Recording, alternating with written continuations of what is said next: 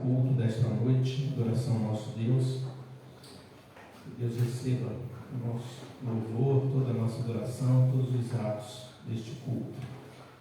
A palavra do Senhor diz: E eu rogarei ao Pai, e Ele vos dará outro Consolador, a fim de que esteja para sempre convosco. João 14,16. O tema do culto desta noite é comunhão consoladora. O Senhor nos mandou o Consolador para que esteja para sempre conosco.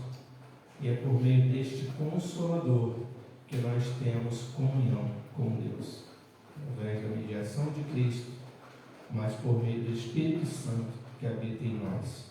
Nós vamos adorar ao Senhor neste momento. Eu convido os irmãos a abrirem suas Bíblias no capítulo 9 do profeta Isaías. Peço que os irmãos se coloquem de pé e vamos ler os versos de 1 a 7. Isaías 9, de 1 a 7.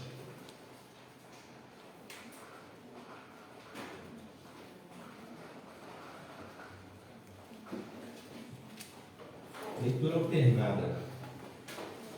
Mas para a terra que estava aflita, não continuará a obscuridade.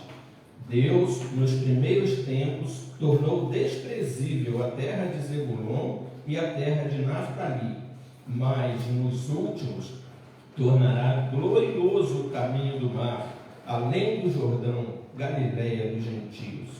O povo que andava em trevas viu grande luz, e aos que viviam na região da sombra da morte, resplandeceu-lhes a luz. Tens multiplicado este povo, a alegria lhe aumentaste. Alegram-se eles diante de ti, como se alegram na ceifa e como exultam quando repartem os despojos. Porque tu quebraste o jugo que pesava sobre eles, a vara que lhes feria os ombros e o cetro que seu opressor, como no dia dos midianitas. Porque toda bota como que anda o guerreiro no tumulto da batalha, e toda veste revolvida em sangue serão queimadas, servirão de pasto ao fogo. Porque um menino nos nasceu, um filho se nos deu, o governo está sobre os seus ombros, e o seu nome será maravilhoso, conselheiro, Deus forte, Pai da eternidade, príncipe da paz. Para que se aumente o seu governo e venha paz sem fim sobre o trono de Davi e sobre o seu reino, para o estabelecer e o firmar mediante o juízo e a justiça, desde agora e para sempre. O zelo do Senhor dos Exércitos fará isto. Eu destaco o verso 2. O povo que andava em trevas viu grande luz, e aos que viviam na região da sombra da morte, resplandeceu-lhes a luz. Essa é a nossa situação sem Cristo. Antes de Cristo é sem luz, depois de Cristo com luz, e guiado pelo nosso Consolador. Vamos orar em adoração ao Senhor, uma oração de adoração, pedir a nossa irmã Márcia que nos conduz nessa oração. Senhor, nosso Deus, nosso Pai, muito obrigado, Senhor, por essa oportunidade de estar nos louvando, por essa porta aberta que aqui está, para ouvir a Tua palavra, Senhor, que a palavra que foi dita essa noite venha de encontro ao nosso coração, que nós venhamos vivê-la, meu Pai, colocar em prática. Pai querido, Pai amado, se existe algum irmão passando por algum problema, alguma situação difícil, que nesse momento ele venha esquecê-la, para dar a mirada à palavra do Senhor em nós. Pai querido, te louvamos, te agradecemos por tudo que Tu és, pela chuva que cai, por tudo que Tu faz. Em nome de Jesus, amém. Amém. Vamos ainda adorar ao Senhor, entoando o número 3, a igreja em adoração. Deixa eu ouvir isso para baixar um pouquinho. Então, número 3, a igreja em adoração. Cantemos em adoração ao Senhor.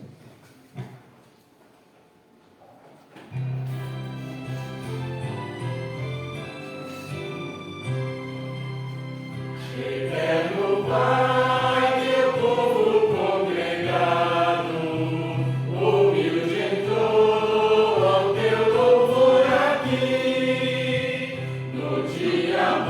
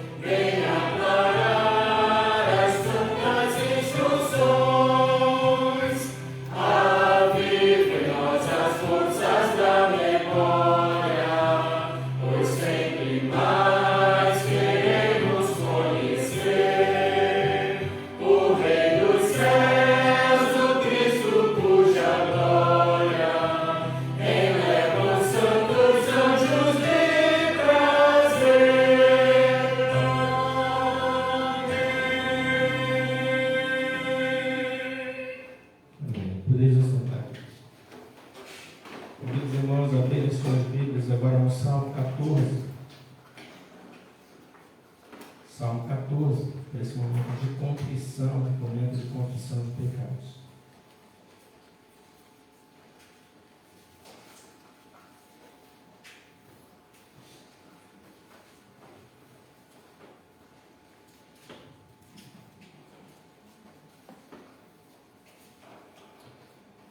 Ao mestre de canto, Salmo de Davi. Diz o insensato no seu coração: não há Deus. Corrompem-se e praticam abominação. Já não há quem faça o bem. O céu olha o Senhor para os filhos dos homens, para ver se há quem entenda, se há quem busque a Deus. Todos se extraviaram e juntamente se corromperam. Não há quem faça o bem, não há nenhum sequer. Acaso não entendem todos os obreiros da iniquidade, que devoram o meu povo como quem come pão, que não invocam o Senhor? Tomar-se-ão de grande pavor, porque Deus está com a linhagem do justo. Meteis a ridículo o conselho dos humildes, mas o Senhor é o seu refúgio. Tomara de Sião viesse já a salvação de Israel. Quando o Senhor restaurar a sorte do seu povo, então exultará Jacó, e Israel se alegrará. Eu destaco o verso 2 e 3.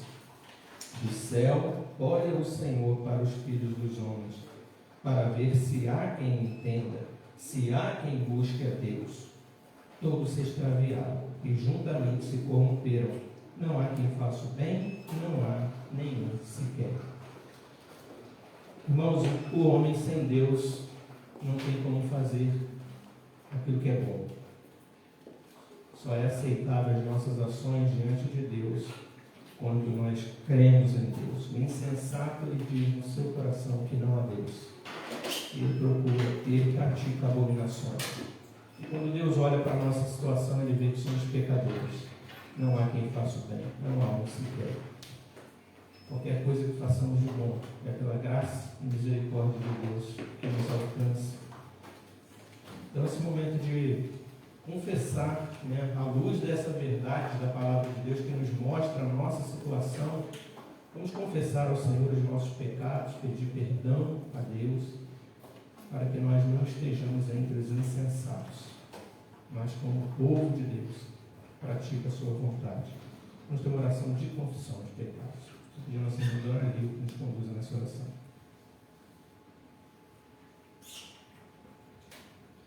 Santo Deus, eterno Pai, mais uma vez, ó Pai, neste dia estamos na Tua casa para aprendermos da Tua palavra, como já fizemos de manhã, e agora, ó Pai, estamos aqui para prestar-te o nosso culto racional.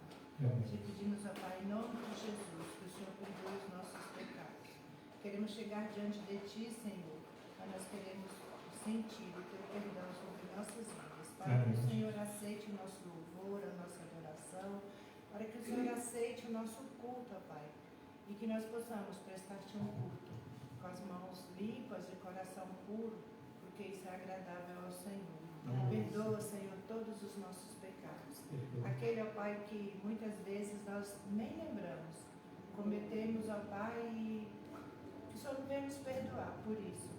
E aqueles, ó Pai, que nós cometemos premeditadamente, que o Senhor nos perdoe, ó Pai, que o Senhor nos livre. Pai, se há algum pecado encoberto na minha vida, na vida dos meus irmãos, que nós possamos, que o Senhor possa, Pai, trazer a nossa memória, para que possamos te pedir perdão, para que possamos chegar aos seus pés com os nossos corações rendidos ao Senhor. Amém. Fala conosco, ó Pai, agora através da Tua palavra. Estamos, ó Pai, ansiosos para ouvir o que o Senhor tem para nós esta noite, ó Pai. Se for consolo, se for uma exortação, nós queremos sair daqui, ó Pai, edificados, com a vontade, ó Pai, de viver uma vida na Tua presença. Muito obrigada, Senhor, mais uma vez. Obrigada por cada irmão que aqui está, por aqueles também, ó Pai, que não estão, que o Senhor os abençoe, que o Senhor os fortaleça, que o Senhor aqueça o coração de cada um, ó Pai, e dê a eles também o desejo de estar te prestando o seu culto racional. Em nome de Jesus, Pai, nós te oramos e te agradecemos, em nome de Jesus. Amém. E ainda em confissão e contrição, convido os irmãos a se colocarem de pé ao som do hino para cantarmos o hino A Conversão, 334.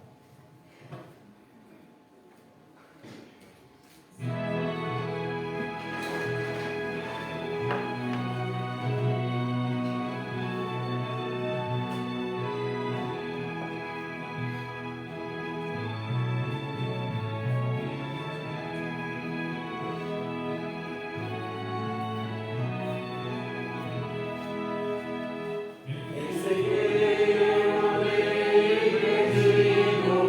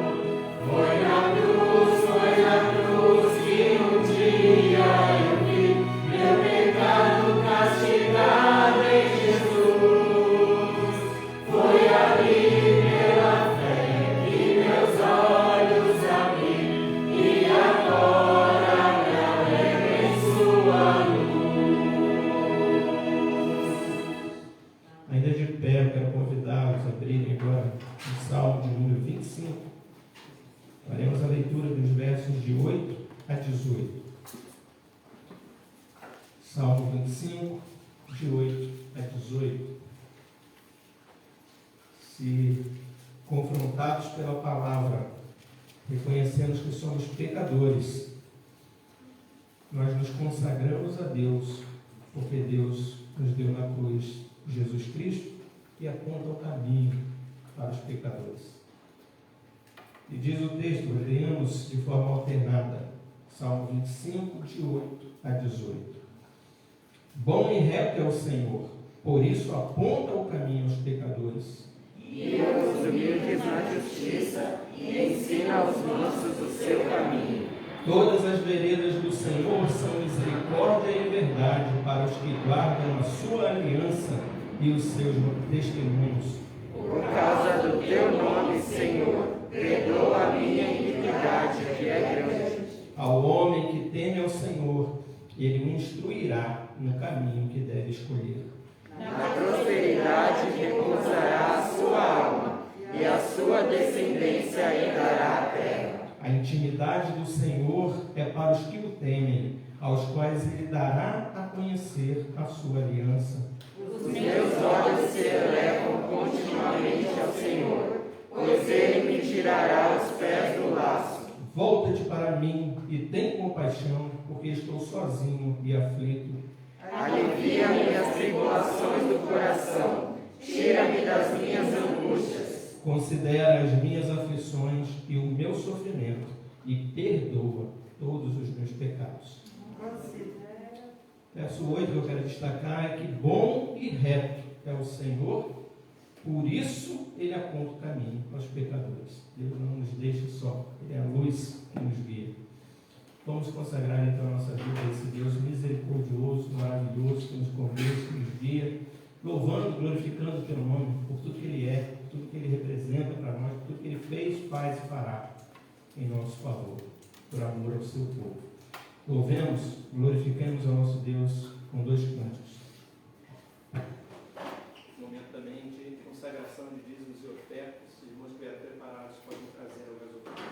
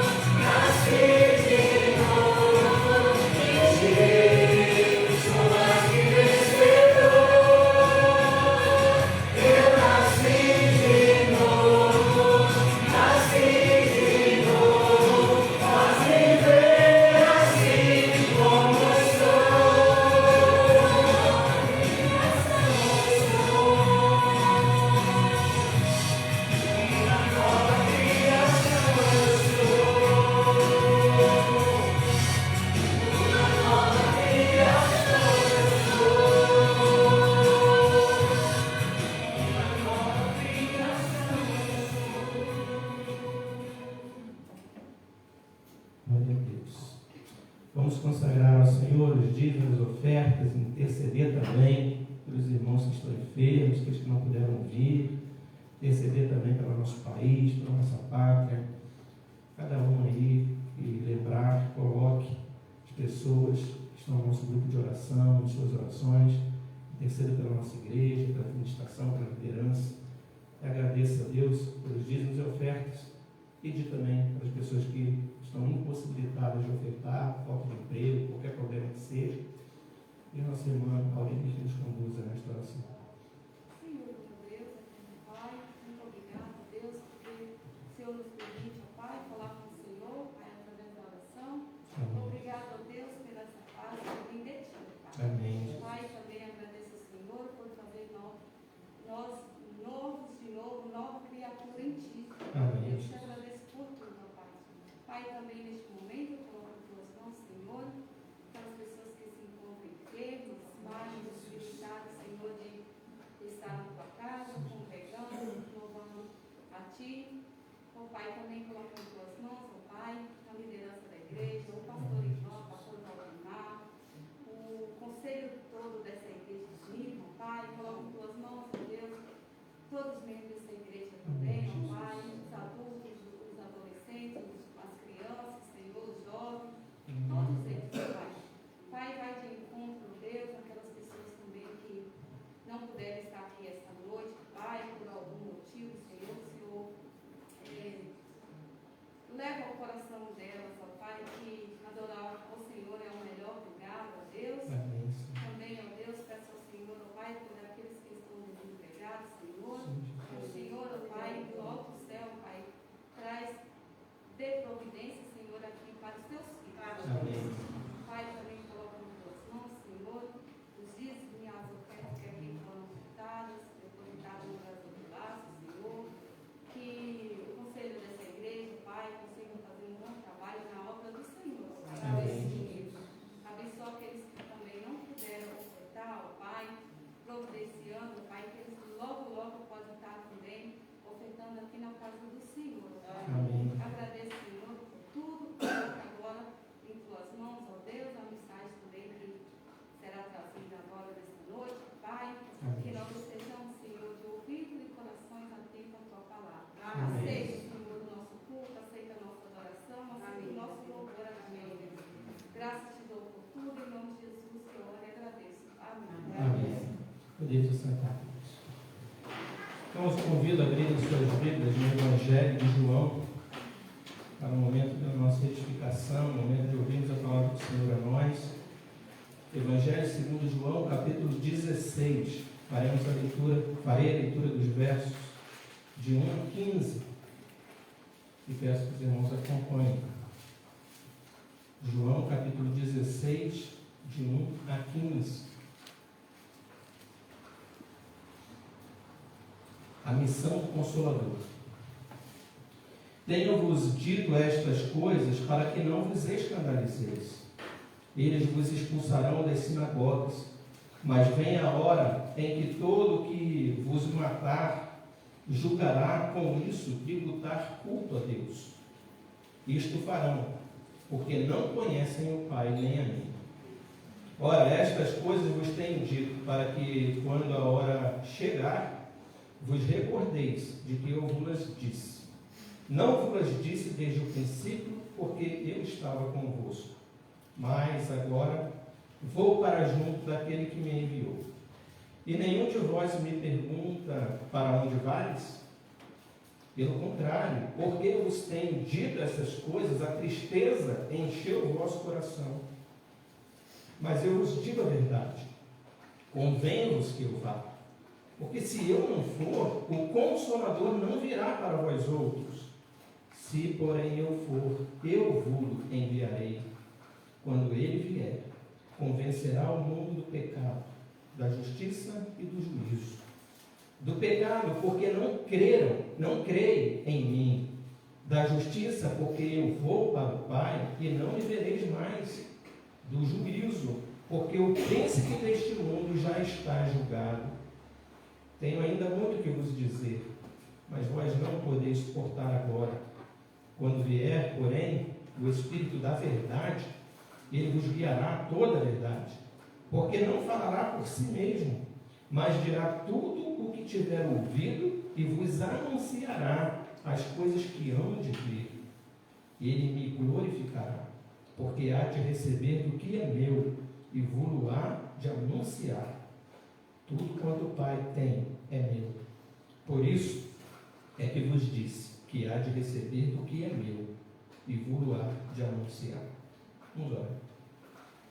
Senhor nosso Deus, esse texto, Deus, tão maravilhoso, que nos dá uma promessa tão, Deus, vital para nós, é a promessa do Consolador, que estará conosco todos os dias da nossa vida até a consumação dos séculos.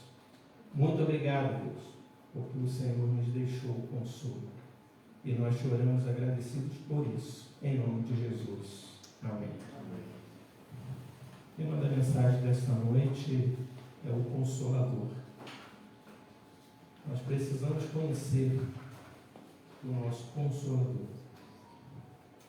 E, como diz aí, algumas igrejas, tomar posse dessa verdade. A gente só desfruta de algo quando a gente conhece, quando a gente sabe que a gente pode e como a gente deve usufruir disso, dessa dádiva, daquilo que é bom. Então, eu quero falar nessa noite sobre isso, o Consolador. Irmãos, esse texto ele nos mostra que nós somos frágeis. O ser humano é frágil. Nós somos extremamente vulneráveis. Nós somos extremamente dependentes. Apesar de nós sermos muito bons em enganar, alguns enganar até mesmo, querer enganar até nós mesmos, e a sociedade querer vender a ideia de que somos super-heróis, homens de aço, mulher maravilha. Essa não é a nossa realidade. Nós somos seres extremamente frágeis, extremamente fracos, extremamente dependentes, extremamente vulneráveis. Essa é a nossa realidade. A palavra de Deus diz que Deus conhece a nossa estrutura e sabe que somos ferro, sabe que somos super-homens e super-mulheres. Ele conhece a nossa estrutura e sabe que somos pó. Essa é a nossa realidade, queridos. Não adianta você querer dar um de bom, de gostoso, dizer que eu posso, que eu faço, que eu sou, que eu consigo, que eu vou. Extremamente dependente. Tudo que temos é dádiva. Tudo que temos é favor imerecido. E quantas necessidades nós temos? E não temos necessidade de suprir nenhuma delas. Não somos capazes de fazer absolutamente nada por nós mesmos, porque tudo vem de Deus. E as Escrituras, elas nos mostram isso. E infelizmente a sociedade quer destruir, quer desconstruir isso para que a gente deixe de pensar nisso, que somos totalmente vulneráveis, que somos totalmente necessitados de ajuda, dependentes, e vive vendendo uma coisa que você tem que estar com alegria no rosto o tempo todo, que você tem que estar de bom humor o tempo todo, você tem que estar forte o tempo todo, não é assim? Essa semana eu vi exatamente essa cena no Facebook, um casal que foi padrinho do nosso casamento lá no Rio, e ele foi meu chefe, o marido foi meu chefe, trabalhamos juntos durante 4 anos e temos uma relação muito boa. Ele fala que eu sou como um filho para ele, homem grande, forte, sorridente, sorriso largo, sempre foi assim. Aí essa semana a esposa dele estava filmando ele, que ele teve um AVC alguns anos atrás, e hoje está em cima da cadeira de roda, fazendo fisioterapia, indo para a clínica, e piscina, hidromassagem, aquelas atividades, exercícios, aquela coisa toda, e ainda assim está na cadeira de rodas. E essa semana a esposa dele filmou ele na piscina, e ele vinha caminhando na piscina, com aquela mãozinha, aquele jeitinho, e assim com um semblante bem triste, bem baixo, cabisbaixo, vinha caminhando na piscina. A rotina dele diária era mais um dia de esforço, de labuta, de dores, de sacrifício, e está ali naquela. Até que quando ele chega perto da borda, a esposa dele mostra que está filmando ele, aí na hora ele abre aquele sorrisão. né? Mas o semblante não era esse antes. Era de tristeza. Parecia que não estava animado, não estava bem. Mas é assim, quando você está sendo, sorria, você está sendo filmado nessa imagem, é proibido demonstrar fraqueza, é proibido demonstrar tristeza, é proibido mostrar vulnerabilidade. Mas de Deus a gente não esconde nada, somos pó. Essa é a nossa realidade. E o Senhor Jesus, sabendo disso, Ele veio ao mundo. Deus nos amou e enviou Jesus ao mundo. E Jesus, quando foi para o céu, Ele não nos deixou só, Ele nos deixou o Consolador. Porque sabe que somos pó, sabe que precisamos dele, sabe que precisamos de auxílio. E esse texto é um momento de despedida. Jesus está dizendo para os seus discípulos que Ele iria embora. Imaginem um povo que ficou durante 400 anos sem profetas, sem revelação, sem consolo, sem luz, sem ajuda, que foi o período interbíblico que a gente fala de Malaquias. Acaba a profecia no Antigo Testamento em Malaquias, tem uma páginazinha em branco, e só vai começar Mateus 400 anos depois. Esse é o período intertestamentário, nós chamamos, ou interbíblico. E esse período, diz a história, que durou 400 anos, sem que Deus falasse com o seu povo, sem que Deus mandasse profeta para o seu povo. E quando Jesus põe o seu pé aqui na terra, preanunciado por João Batista, este é o Cordeiro de Deus, né, que tira o pecado do mundo, este é a luz. Em João não era a luz, mas ele apontava para a luz do mundo, que vindo ao mundo, ilumina todo homem. É o texto que nós lemos de Isaías, né? A terra estava aflita, o povo que andava aflito viu resplandecer grande luz, né? Terra de Zebulon, terra de Naftali. O povo, Jesus, quando põe os seus pés na terra, qual é o diagnóstico que ele faz do mundo, do povo? Jesus olhou para ele e teve compaixão dele, porque era um povo que andava perdido e errante, como ovelha que não tem pastor, sem luz no mundo, totalmente perdido, sem direção, precisando de caminho, precisando de consolo, precisando de alívio, precisando de ajuda. E Jesus, que é a luz do mundo, ele veio para eles, para a salvação. É o Deus conosco, é o Emanuel, é aquele que vindo ao mundo esclarece, traz luz para a humanidade. Agora imagina, depois de toda essa história, de todo esse cenário, esse Jesus dizer que é necessário que ele vá. É necessário que ele vá embora, é necessário que ele parta. A gente vê nos filmes, né? Mas é o que acontece todo dia, só que nos filmes retrata isso, a gente percebe. Aquelas cenas, né? Pessoas queridas nossas, às vezes pai, mãe, aquele que é o nosso porto seguro, aquele que é a nossa base de sustentação, aquele que a gente confia, é aquele que nos auxilia na nossa caminhada, na nossa vida. Toda hora que você está fraco, você está angustiado, você está precisando de ajuda, é ele lá tem no porto seguro, aquele que você vai para buscar ajuda, aquele que você vai para buscar amparo, e ele está ali para te ajudar. E a gente vê nesses filmes cenas, né, que nos constrange, né, nos contagia, nos emociona, nos faz a gente ficar extremamente abalado. Cenas de despedida, pessoas que estão ali no leito de morte e que estão indo embora. E aqueles que amam não tem nada a fazer, não tem força, não tem o que fazer. O meu porto seguro vai morrer. Aquele que é meu amparo, aquele que é minha força, aquele que é o meu esteio, vai embora. E a única coisa que resta para essa pessoa que está partindo e que sabe da dependência daquele que vai ficar é instruir. É dar palavras de instrução e falar o que eles devem fazer, como eles devem viver, para eles poderem seguir a sua vida. Mas é um momento doloroso, um momento triste, muito difícil. A partir daquele momento a pessoa vai ter que andar sozinha, sem ter aquele apoio que antes tinha, que contava com isso. Esse é o momento desse texto. Capítulo 13 começa a despedida de Cristo e vai até esse capítulo 16. Aí no capítulo 17 é a oração sacerdotal de Jesus em favor dos seus discípulos. Mas do capítulo 13 até o 16 são palavras difíceis. São palavras que trazem grande tristeza para os seus discípulos. Jesus vai dizer que ele vai morrer. Jesus está dizendo que está indo embora. Que ele vai voltar para o Pai. E não bastasse isso, as últimas palavras de Jesus para eles que ficariam é que no mundo eles teriam muitas aflições. Eles seriam perseguidos. Eles seriam mortos. Seriam deserdados, teriam que abandonar suas famílias, teriam que abandonar suas casas, padeceriam muitas perseguições.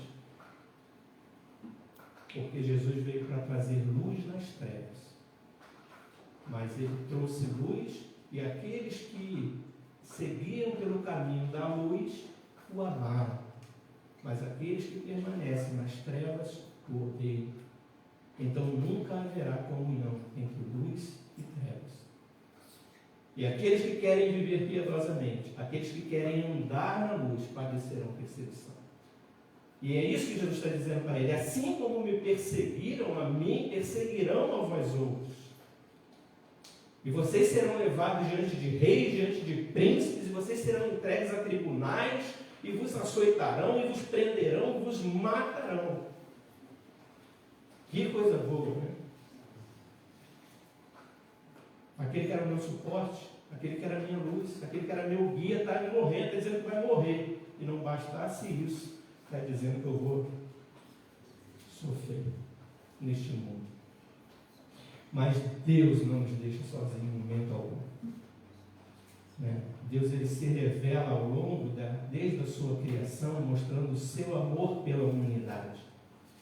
Mas é interessante que o Deus triuno, Pai, Filho, Espírito Santo, eles se demonstram como o personagem principal, como protagonista na história da revelação, da redenção, primeiro pelo Pai, depois pelo Filho, e por fim até que Cristo volte através do Consolador, através do Espírito Santo. Quando a gente olha para o Antigo Testamento, até Malaquias, quem era ali o protagonista da pessoa da Trindade? O Pai. Era o Pai que se dirigia ao seu povo, era o Pai que conduzia o seu povo. Deus se manifestava ao seu povo por meio de sinais, maravilhas. Temos lá, né, o povo no Egito. Deus tira o povo do Egito e 10 pragas no Egito, a abertura do Mar Vermelho, tudo isso. Deus levanta homens, Deus levanta mulheres, e Deus Pai trata com o seu povo. Deus não deixa o seu povo abandonado, Deus não deixa o seu povo sozinho. Deus está ali tratando, cuidando do seu povo, apesar de todo o pecado do povo. Que abandonava Deus, deixava Deus, se virava para outros deuses, para outros ídolos, e abandonavam a Deus. Até período interbíblico, 400 anos de silêncio de Deus, o povo ficou ali, desesperado, e veio Jesus ao mundo. Aí o protagonismo é da segunda pessoa da Trindade, a era apostólica, o advento do Messias. E esse período durou apenas 3 anos. Jesus se preparou ao longo de 30 anos, e durante 3 anos ele exerceu o seu ministério, chamando os discípulos, ensinando, caminhando com eles, instruindo e se manifestando a todo o mundo. Todos conheciam Jesus. Viam pessoas de todos os cantos para conhecê-lo, para ouvir de Cristo. Multidões o seguiam e ele pregava com autoridade, pregava com poder, porque é o Verbo encarnado de Deus. Imaginem isso, chegando luz, chegando aquele que conduz o povo, que fala coisas que ninguém tinha dito, que traz luz, que traz clareza, que traz direção e que faz prodígios, sinais, maravilhas, mostrando a sua divindade. O protagonismo de Cristo durou apenas 3 anos. Então ele diz para os seus discípulos que ele vai, que é necessário que ele vá, mas ele mandará o Consolador, que estará para sempre convosco e vos guiará a toda a verdade. E lá em Pentecostes nós temos a descida do Espírito Santo, depois da ascensão de Cristo, de forma impetuosa, estrondosa, que não tinha como perceber a ação do Espírito Santo no meio do seu povo. Sinais, prodígios, maravilhas, o povo falando em línguas, profetizando, pregando, multidão se convertendo. E Pedro pregando, cheio do Espírito Santo. A palavra de Deus diz que o coração dos que ouviam estavam compungidos pela palavra que ouviam. E ao ouvir, se convertiam, eram convertidos. O que faremos? Esta era a pergunta. O que faremos? Arrependei-vos. Essa era a palavra. E eles se convertiam, eram batizados e inseridos no corpo de Cristo e recebiam então o Espírito Santo de Deus. É esta ação deste Consolador. É aquele termo compungir o coração, é a ação do Espírito Santo que esse texto diz que convence do pecado, da justiça e do juízo. E quando o Espírito Santo faz isso, só resta uma coisa a fazer. O que farei? Estou desesperado, preciso de socorro, sou frágil, sou vulnerável, sou dependente. Eu preciso de auxílio. Arrependei-vos. Reconheça, né? Você precisa ser convencido do seu pecado, da justiça e do juízo. E a partir deste momento que o próprio Espírito compunge o coração compungido e contrito, não desprezará a Deus. Ele mesmo, a partir da resposta positiva, daquele que foi compungido, daquele que foi convencido, e dizer: eu creio em Jesus como Senhor e Salvador da minha vida. Eu quero ser por Ele batizado, e eu recebo como Senhor, como Salvador da minha vida. É a partir deste momento que o próprio Espírito Santo entra no seu coração e ele passa a ser santuário, templo do Espírito Santo de Deus.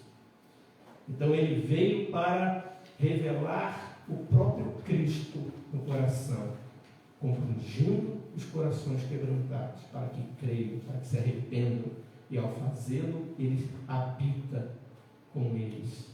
Ele está conosco e habitará em vós e vos guiará a toda a verdade. Esta é a missão do Consolador. Jesus não nos deixa só. Quem preanuncia Cristo é o próprio Deus Pai, por meio dos profetas que falavam que ele viria. Manda João Batista para preanunciá-lo, dizendo que ele é aquele que prepara o caminho do Senhor. E agora Cristo prepara o caminho do Consolador. Cristo prepara os seus discípulos para aquele que viria. E estarei com ele todos os dias para consolá-los. Mas a gente vai olhar o texto agora, e o objetivo nosso é entender melhor o que significa essa expressão consolador. Nossa ideia de consolo é muito frágil. Aquela pessoa que está sofrendo, aquela pessoa que está triste, cabisbaixo, aí você chega para ela e fica assim: não, sorri aí, fica alegre, fique bem. E a pessoa vem dar aquele sorriso forçado que você está pedindo. E você acha que você levou o consolo para ela, que agora ela está alegre. Não, queridos, o papel do Consolador é muito mais profundo do que isso. Ele de fato resolve o nosso problema. E ele de fato traz o consolo, que não é a palminha, né? A mãozinha batendo nas costas. Então vamos para o texto. Capítulo 13 é onde eu disse que inicia essa despedida de Cristo. Eu quero ler apenas o verso 1, para os irmãos entenderem como que se inicia isso. 13:1 diz o texto: ora, antes da festa da Páscoa, sabendo Jesus que era chegada a sua hora de passar deste mundo para o Pai, tendo amado os seus que estavam no mundo, amou-os até o fim. Então era chegada a hora. Sabendo que era chegada a sua hora de passar deste mundo para o Pai, Jesus deixa essas instruções porque os amou e os amou até o fim. Então, o primeiro ponto que a gente entende nessa despedida de Cristo, lembra daquela situação de um pai ou de uma mãe, da pessoa que cuidava do outro que agora está partindo, e deixa instruções porque os ama, porque não quer deixá-los só, porque os ama até o fim, ama com a própria alma, não quer deixá-los só. Então Jesus, ele faz o que faz por amor, porque eu tendo os amado até o fim. E vejam como termina o capítulo 16, que é o término da despedida de Cristo. 16:33. Estas coisas vos tenho dito, para que tenhais paz em mim. No mundo passais por aflições, mas tende bom ânimo, eu venci o mundo. Então, a pessoa que fala, ela fala porque ama até o fim. E todo o propósito da sua fala, de todo o seu discurso, é para que as pessoas vivam em paz. Para que elas possam suportar as aflições da vida em paz. Deixe-vos a paz, a minha paz vos dou, não vos a dou como o mundo a dá. Não se turbe o vosso coração, não fique perturbado, nem se atemorize, temor, medo. É isso? Deixe-vos a paz, a minha paz vos dou. Então é uma paz que excede todo o entendimento. E Jesus encerra então o seu discurso de despedida com essas palavras. Essas coisas vos tenho dito para que tenhais paz em mim. Não é a paz do mundo, não é a paz em outras coisas que não podem produzir a verdadeira paz, mas somente o príncipe da paz poderia proporcionar. Paz em mim. No mundo passais por aflições, mas tende bom ânimo. Fiquem animados, fiquem alegres, fiquem felizes. Eu venci o mundo. A vitória está decretada por Cristo. E é por isso que eles podem ter paz. Porque Cristo venceu. E olha que aqui Cristo estava apenas se despedindo. Ele ainda ia para a cruz ainda. Ele ainda iria ser morto. Ele ainda iria ressuscitar. Ele ainda ascenderia aos céus. Nada disso ainda tinha ocorrido. Mas a vitória de Cristo já era certa, pelo propósito que ele tinha no seu coração e porque ele sabia, diz o texto, nesse momento do capítulo 13, que sabendo Jesus que era chegada a sua hora de passar deste mundo para o Pai. Então ele sabia que isso iria acontecer e que ele venceria a morte na cruz. E é por isso que ele diz essas palavras para os seus discípulos. Então, irmãos, agora, fixando aqui no capítulo 16, a partir do verso 1, qual é a missão do Consolador, que o texto vai nos apresentar? E Jesus diz para eles: tenho-vos dito essas coisas, que eles iam morrer, que eles iam passar por aflições, que Jesus ia para o céu, que ele tinha que ir para o Pai, tudo que ele falou, para que não vos escandalizeis. Esse era o propósito de Cristo, para que eles não se escandalizassem com as coisas que eles passariam. Se vocês observarem no capítulo 14, lembra que a gente está do 13 a 16? Se vocês lembrarem no 14, 29, disse Jesus: disse-vos agora, antes que aconteça, para que quando acontecer, vós creiais. Então Jesus está preparando ele, sempre falando isso. Sabe, essas coisas que eu estou falando para vocês nesse momento de despedida, eu estou dizendo para vocês, porque quando acontecer, vocês precisam se lembrar de que eu disse isso tudo para vocês. Para que vocês saibam que o plano está em curso, as coisas estão no controle. E isso que está acontecendo não é para desespero, não é para que vocês se escandalizem, mas é que para vocês estejam preparados de tudo que eu estou dizendo. E no versículo 4, no capítulo 16, ele afirma novamente: ora, estas coisas vos tenho dito para que quando a hora chegar, vos recordeis de que eu vos disse. Não vos disse desde o princípio, porque eu estava convosco. Mas agora é importante que vocês saibam que eu não vou estar aqui, que essas coisas irão acontecer. Aí no verso 12, de novo, tenho ainda muito que vos dizer, mas vós não o podeis suportar agora. Eles não estavam ainda preparados para tudo que precisavam saber. Por quê? Porque Jesus ainda precisava passar pela morte. Eles precisariam ver a morte de Cristo. Eles precisariam acompanhar o sepultamento e depois de 3 dias a ressurreição e depois de 40 dias ressurreto entre o povo, a sua ascensão. Mais de 500 pessoas ouviram subindo, desaparecendo sobre as nuvens. Eles precisariam ver a descida do Espírito Santo, a manifestação do poder do Espírito Santo, que usaria eles mesmos, apóstolos, com poder, com língua, com dons, com profecias, para que eles mesmos tivessem clareza. Cristo vai dizer também no capítulo 16, verso 25: estas coisas vos tenho dito por meio de figuras. Vem a hora em que não vos falarei por meio de comparações, mas vos falarei claramente a respeito do Pai. E como que ele falaria? Ele não dirá do que é seu, mas ele dirá o que eu vou mudar de dizer. O Espírito Santo iria falar aquilo que o Cristo estava dizendo. Ouça o que o Espírito diz às igrejas.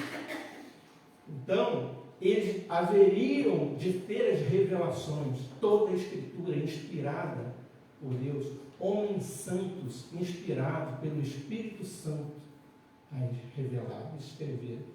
Então, os próprios apóstolos receberiam as instruções, as revelações do Espírito Santo que os guiaria a toda a verdade. Somente então eles teriam clareza. Nesse momento, eles ainda não estavam preparados para tudo isso. O Espírito Santo ainda não havia descido. Vos falarei claramente e não por parábolas.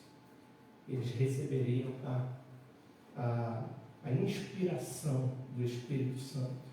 João, na ilha de Patmos, vendo o Apocalipse, colocado ali, vendo tudo que iria acontecer. João estava aqui, mas ele ainda não estava pronto para ele. Ainda não tinha acontecido nada. Precisaria que viesse o Espírito Santo e revelasse todas essas coisas para ele. Eles veriam isso claramente. Eles entenderiam plenamente, porque o Espírito Santo lhes revelaria.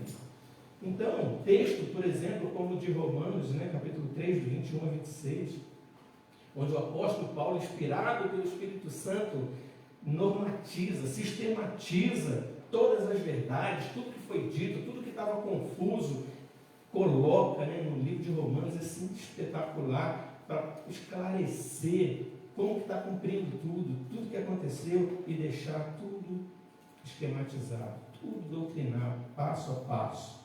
Mas agora, sem lei, se manifestou a justiça de Deus, testemunhada pela lei e pelos profetas, justiça de Deus mediante a fé em Jesus Cristo, para todos e sobre todos os que creem, porque não há distinção, pois todos pecaram e carecem da glória de Deus, sendo justificados gratuitamente por sua graça, mediante a redenção que há em Cristo Jesus, a quem Deus propôs no seu sangue como propiciação, mediante a fé, para manifestar a sua justiça, por ter Deus, na sua tolerância, deixado impunes os pecados anteriormente cometidos, tendo em vista a manifestação da sua justiça no tempo presente, para ele mesmo ser justo e o justificador daqueles que têm fé em Jesus.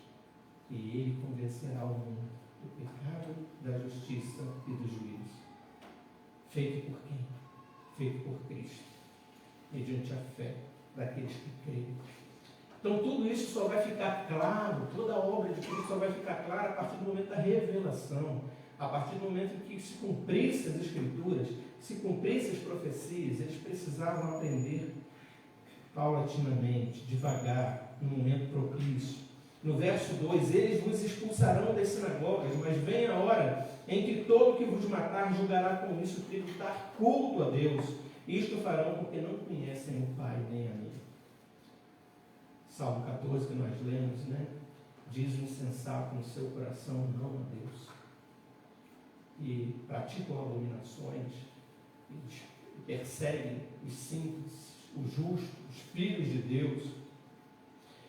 E é isso que Jesus está afirmando para eles: vão ser perseguidos.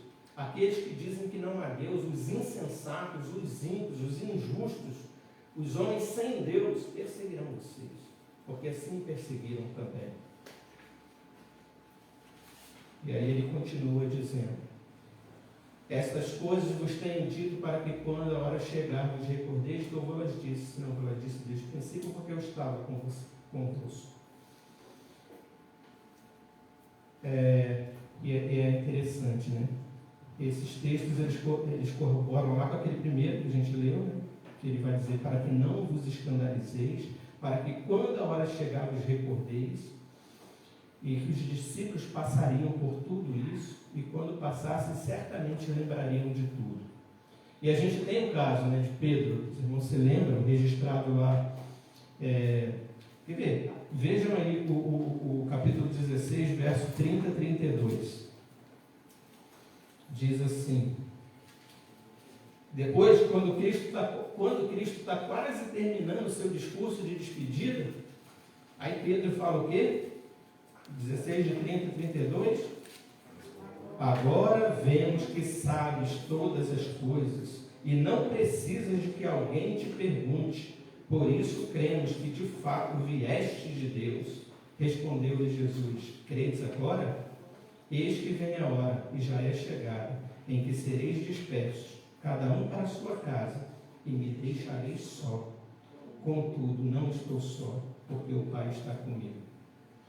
Então eu estou falando: agora a gente crê em tudo, agora está certo, agora sim, agora você já não está falando mais obscuramente, você está falando com clareza, agora nós sabemos que você veio do Pai.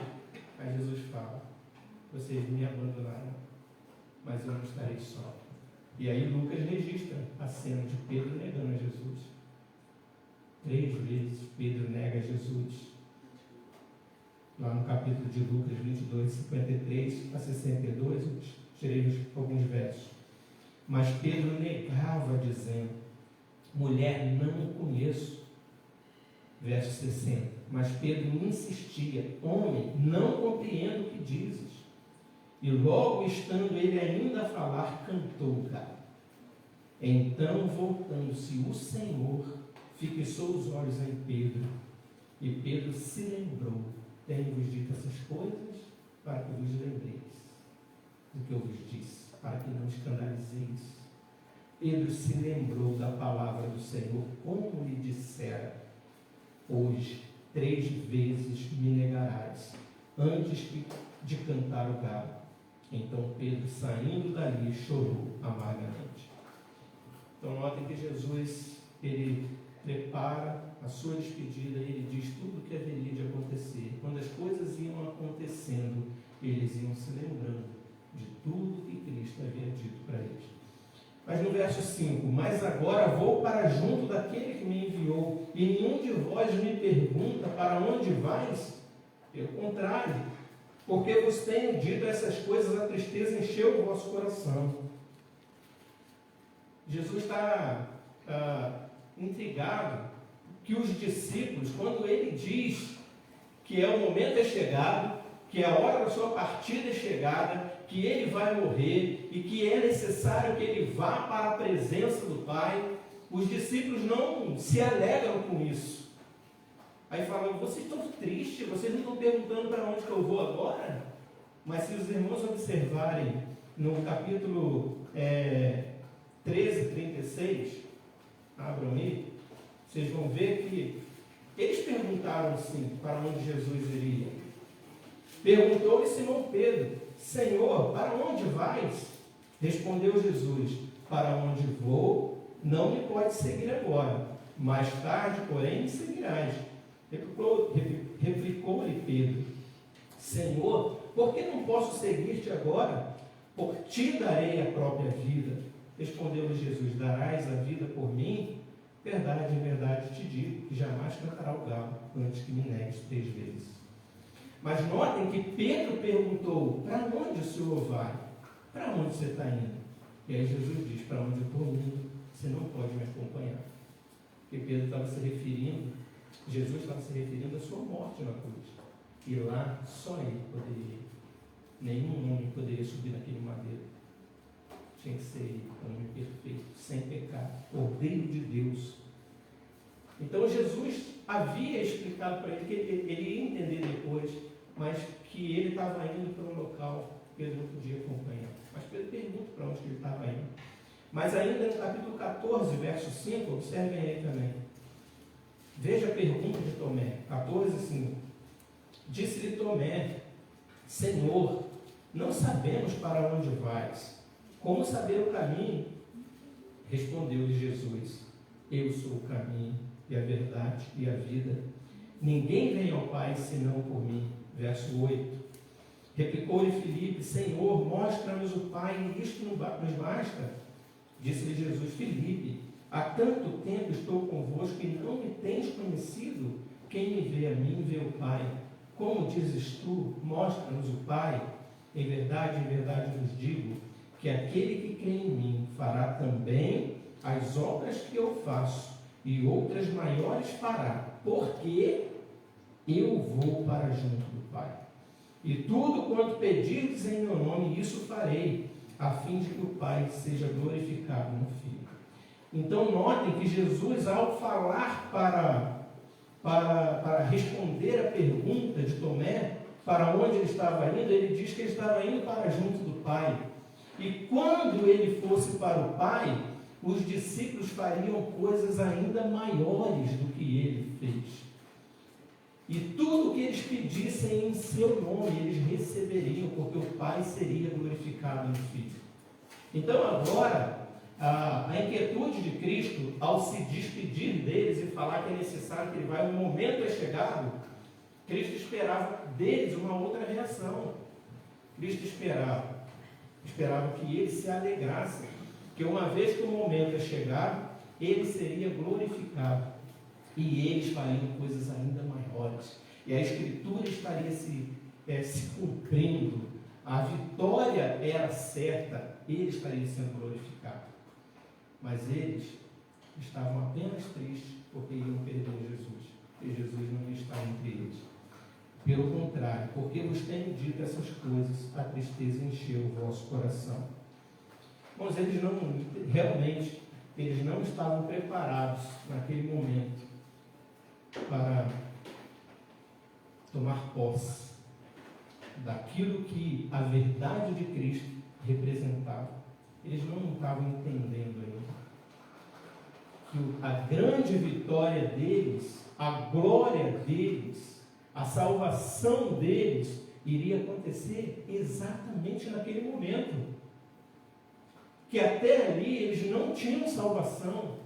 Não adiantaria Cristo estar entre eles, porque a função do justo, do justificador, do Cordeiro de Deus não estaria sendo cumprida e a vitória deles não seria concretizada. Então, naquele momento, Cristo esperava que eles se alegrassem, mas aí o Senhor Jesus vai continuar dizendo para ele: mas eu vos digo a verdade, convém-vos que eu vá, porque se eu não for, o Consolador não virá para vós outros. Se porém eu for, eu vos enviarei.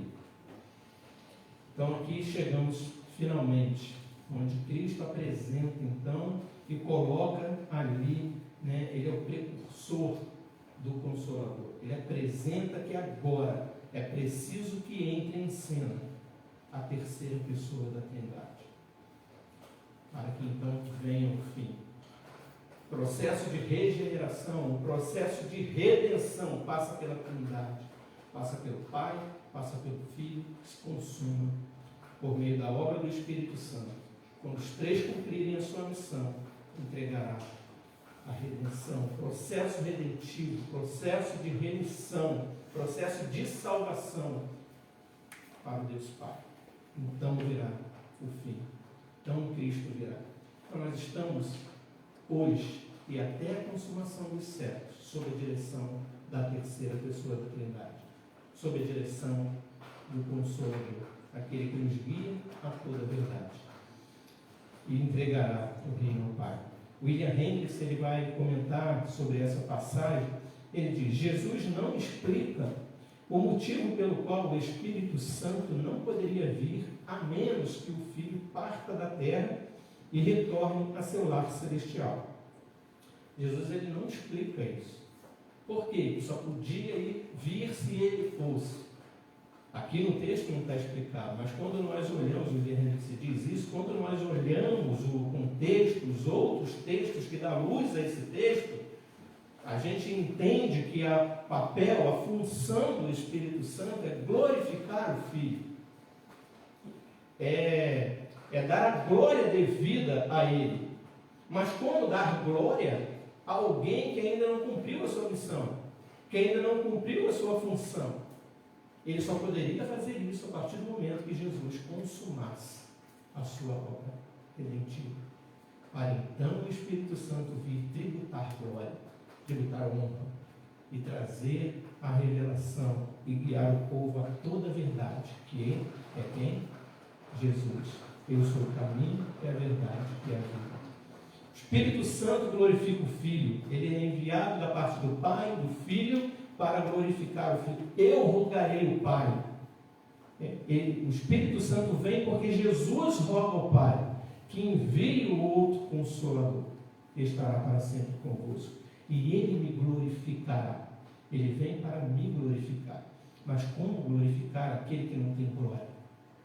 Glória que só viria a partir do momento de que Ele dissesse: está consumado. Que Ele vencesse a morte, que Ele ressuscitasse, que Ele ascendesse ao céu. E é por isso que Paulo, escrevendo Romanos 8, ele vai dizer: agora, pois, já nenhuma condenação há para os que estão agora. Por que agora, pois? Porque agora sim, né?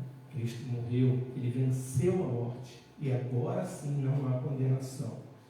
Gálatas 4, de 4 a 7, vindo, porém, a plenitude do tempo, Deus enviou o seu Filho, nascido de mulher, nascido sob a lei, para resgatar os que estavam sob a lei, a fim de que recebêssemos a adoção de filho. E porque vós sois filhos, enviou Deus ao nosso coração o Espírito do seu Filho, que clama: Abba, Pai. De sorte que já não és escravo, porém filho, e sendo filho também herdeiros por Deus. Só somos filhos a partir do momento que o Espírito do Filho vem em nosso coração e clama: Abba, Pai. Então era isso que eles ainda não estavam entendendo, que tudo isso se representaria em glória, tudo isso se representaria em bênção, em alegria. Eles deveriam estar alegres, porque Jesus está dizendo: mas agora o momento é chegado. É para eles falarem: glória a Deus, pela vitória que teremos, pela tua vitória na cruz. Verso 8: quando Ele vier, convencerá o mundo do pecado, da justiça e do juízo. Do pecado, porque não creem em mim. Da justiça, porque vou para o Pai, e não me vereis mais. Do juízo, porque o príncipe deste mundo já está julgado. Isso aqui, presta atenção aqui, porque para mim esse é o versículo chave desse texto, dessa despedida de Cristo, do principal papel do Consolador, da ação dele e por que ele pode ser chamado nosso Consolador. Só tem sentido entender esse Consolador quando entendemos que o papel dele é especificamente este. Ele guiará toda a verdade, ele nos ilumina, ele intercede por nós, mas a principal obra do Espírito Santo é convencer do pecado, da justiça e do juízo.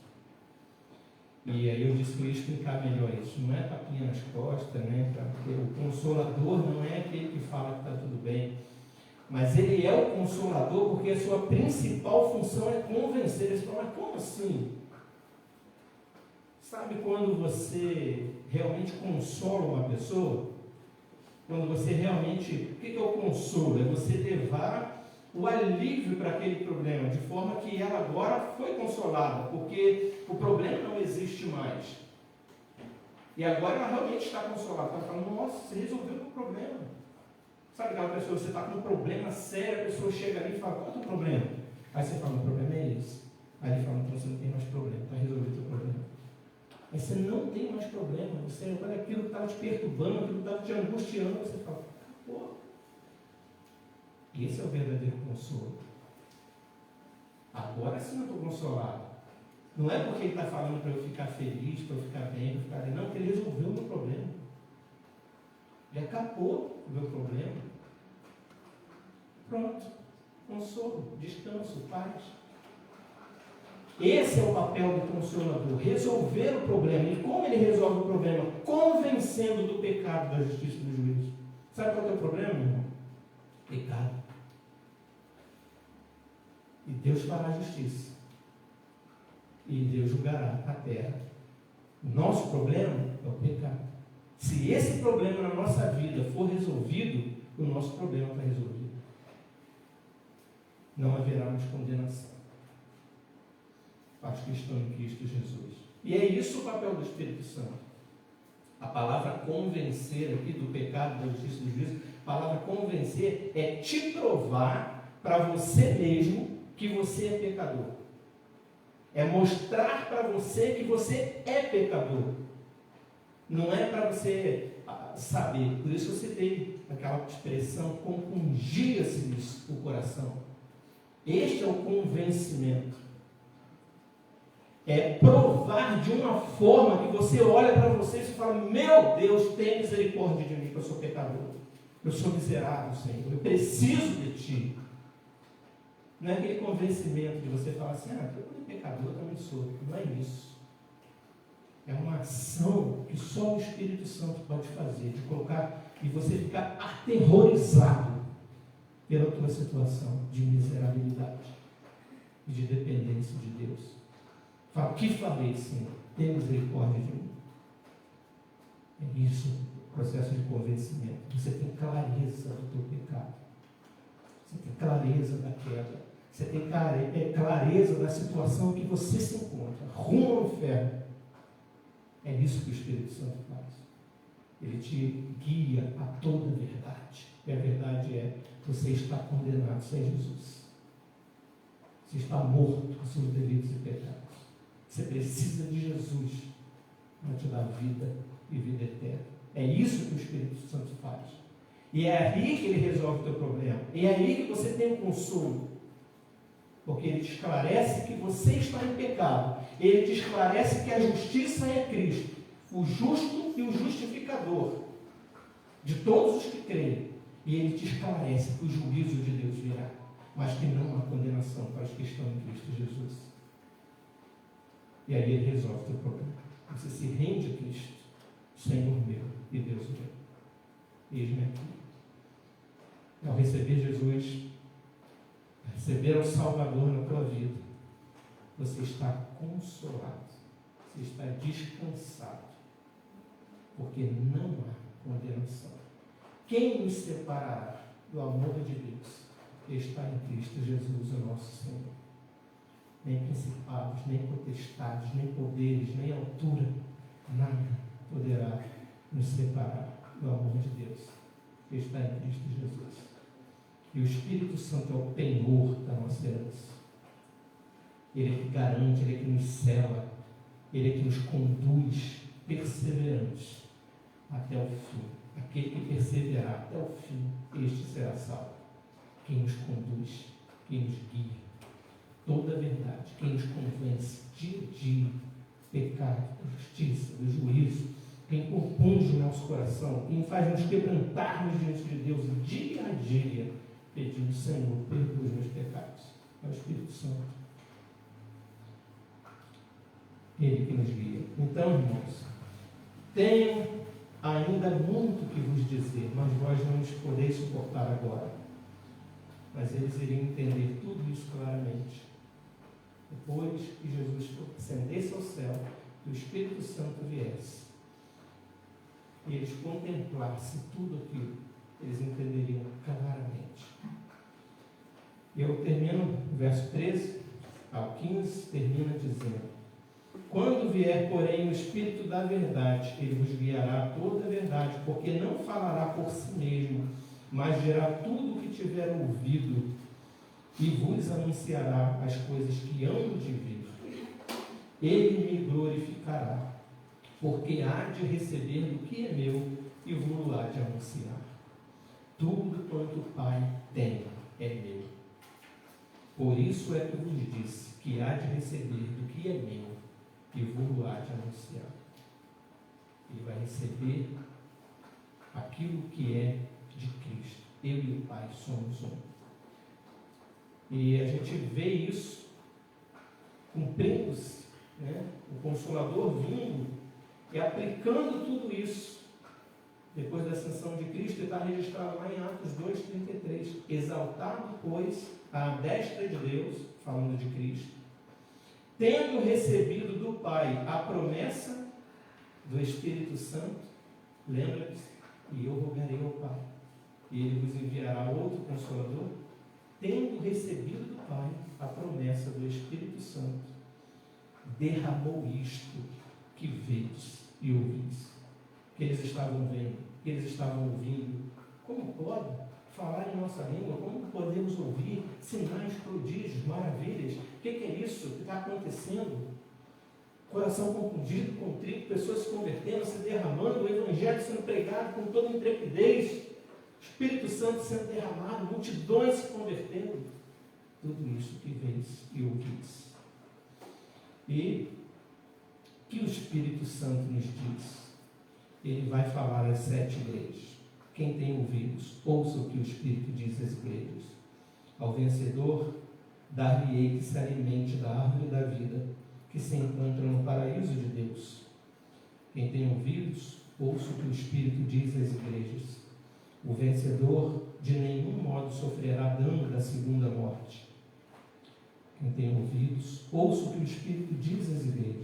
Ao vencedor, dar-lhe-ei do maná escondido, bem como lhe darei uma pedrinha branca, e sobre essa pedrinha escrita um novo nome, o qual ninguém conhece, exceto aquele que o recebe. Ao vencedor, que guardar até ao fim as minhas obras, eu lhes darei autoridade sobre as nações, e com cetro de ferro as regerá e as reduzirá a pedaços, como se fossem objetos de barro. Assim como também eu recebi de meu Pai, dar-lhe-ei ainda a estrela da manhã. Quem tem ouvidos, ouça o que o Espírito diz às igrejas. O vencedor será assim vestido de vestiduras brancas, e de modo nenhum apagarei o seu nome do livro da vida. Pelo contrário, confessarei o seu nome diante de meu Pai e diante dos seus anjos. Quem tem ouvidos, ouça o que o Espírito diz às igrejas. Ao vencedor, falo-ei coluna no santuário do meu Deus, e daí jamais sairá. Gravarei também sobre ele o nome do meu Deus, o nome da cidade do meu Deus, a Nova Jerusalém, que desce do céu, vinda da parte de meu Deus, e o meu novo nome. Quem tem ouvidos, ouça o que o Espírito diz às igrejas. E por fim, ao vencedor, dar-lhe-ei sentar-se comigo no meu trono, assim como também eu venci e me sentei com meu Pai no seu trono. Quem tem ouvidos, ouça o que o Espírito diz às igrejas. São essas as palavras que Jesus termina nesse texto que nós lemos, capítulo 16, do verso 1 ao 15, verso 15, 13 ao 15, nada mais é do que Jesus tinha dito para eles, que é o que acontece com o Espírito Santo falando para o seu povo. Quando ele vier, o Espírito da verdade vos guiará toda a verdade, porque não falará por si mesmo, mas dirá tudo o que tiver ouvido e vos anunciará as coisas que hão de vir. Ele me glorificará, porque há de receber do que é meu e vos há de anunciar. Tudo quanto o Pai tem é meu. Por isso é que vos disse que há de receber do que é meu e vos há de anunciar. Ele veio, nosso Consolador veio, Jesus o enviou da parte do Pai, cumprindo em resposta ao clamor de Cristo. Agora a pergunta que fica para nós é: você é um vencedor? Nós somos esses vencedores? O vencedor ouve o que o Espírito diz às igrejas. Então, meus irmãos, nós somos frágeis, nós somos fracos, nós somos carentes, nós somos pecadores, nós precisamos de Deus. O homem sem Deus é insensato. Ele diz no seu coração que não há Deus porque ele é insensato. O homem que tem um Espírito, ele reconhece que ele precisa de Deus, porque o Espírito convence do pecado, da justiça e do juízo. E ao confessar Jesus como Senhor e Salvador, ele se torna um vencedor. E Deus nos abençoe para sermos vencedores por meio da ação da Trindade, do Pai, do Filho e do Espírito Santo. Amém. Deus, obrigado pela Tua palavra, falada no nosso coração nessa noite. Obrigado porque o Senhor nos mandou o Espírito Santo, o Consolador, para nos guiar a toda a verdade, até aquele dia em que o Senhor reinará para sempre conosco. Ó Deus, conduz-nos a estas verdades da Tua palavra, que possamos realmente, Pai, desfrutar das ricas promessas do Senhor para a Tua igreja, para o Teu povo, para os vencedores, mediante o sangue do Cordeiro. Ó Deus, abençoa-nos, dá-nos esse consolo, possamos descansar nas Tuas promessas e viver como tal, viver como vencedores, descansados no Senhor, prontos para passarmos por perseguições, por aflições, mas sabendo que temos paz em Ti, porque o Senhor venceu o mundo. Em nome de Jesus nós oramos, glorificamos. Amém. Nós vamos glorificar o Senhor então, cantando o hino Comunhão Preciosa. Como desfrutamos da presença de Deus, como podemos desfrutar de tudo isso, senão nos momentos que passamos ao seu lado, espiritualmente, em oração. Hino 128, Comunhão Preciosa. O som do hino, convido os irmãos a colocarem de pé, cantarmos juntos.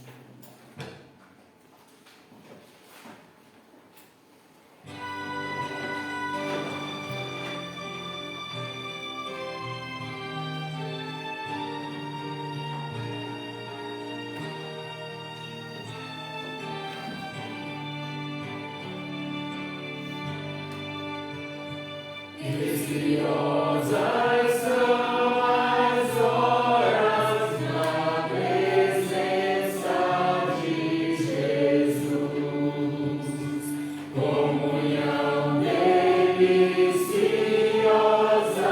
da minha alma com a luz, os cuidados deste mundo não me podem abalar,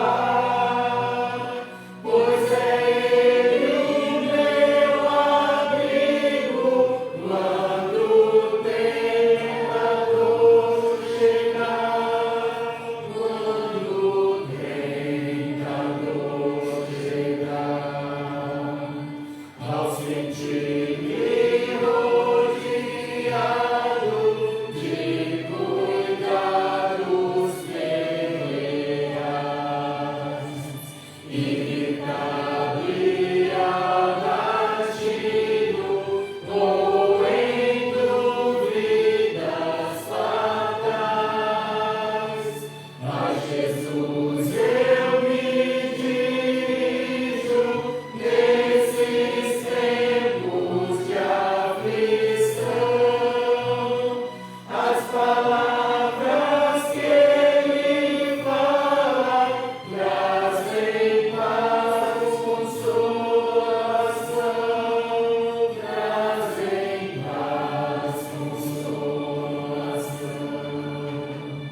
Se confesso meus temores, toda a minha imperfeição,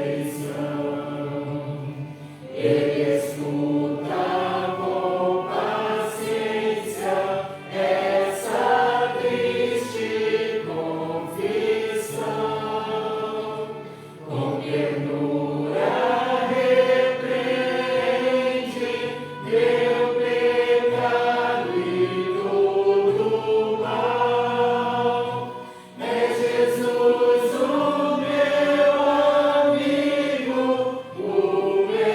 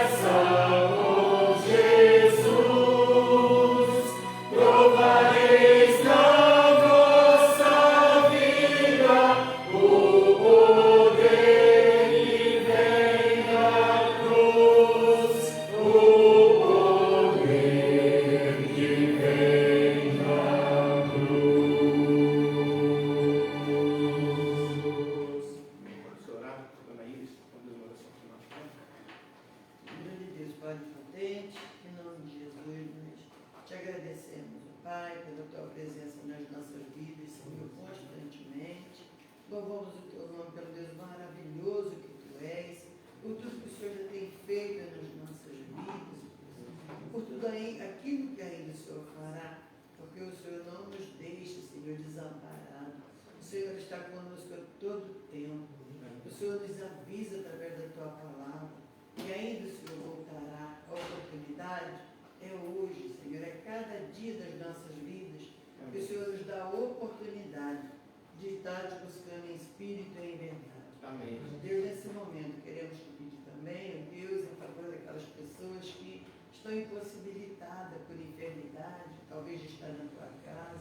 Amém. Nesse momento, eu estou me lembrando da Janete, que pode até estar no hospital.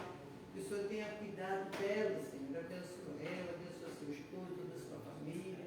Cuida da Janete, Senhor. Conforta o coração dela, para que as medicações possam baixar a pressão e a diabetes, e ela possa voltar para o seu lar. Pai, cuida, Senhor, de toda a família. Abençoa, Senhor, os demais irmãos, seus filhos, ó Deus, aqueles que estão, Senhor, passando por um tipo de enfermidade, seja ela qual for, mas que o Senhor tenha cuidado de cada uma delas. Fica conosco, nos dá também um restante de noite, Senhor, debaixo da tua graça, por tua bênção maravilhosa. Que possamos, Senhor, amanhã, segundo a tua vontade, possamos estar, Senhor, de pé, pronto, Senhor, para te servir e para cuidar dos nossos afazeres. Nos dá uma semana de paz, nos guarde enquanto neste mundo viver e nos ajude, Senhor, a andar nos teus caminhos pela tua palavra. Muito obrigado por tudo, perdoa, Senhor, também os nossos pecados. Nos eleva sempre diante da tua presença. Essa oração nós te fazemos não porque merecemos, mas nos méritos santos do nosso Senhor e Salvador Jesus Cristo. Amém. Glória, irmãos, sejam em paz, que a graça do nosso Senhor e Salvador Jesus Cristo, o amor do nosso Deus e eterno Pai, as ternas comunhão e a consolação do Espírito Santo repouse sobre vós, Igreja do Senhor, povo de Deus, e sobre todo o teu povo, ó Deus, espalhado por toda a terra, não somente hoje, mas para todos sempre. Amém.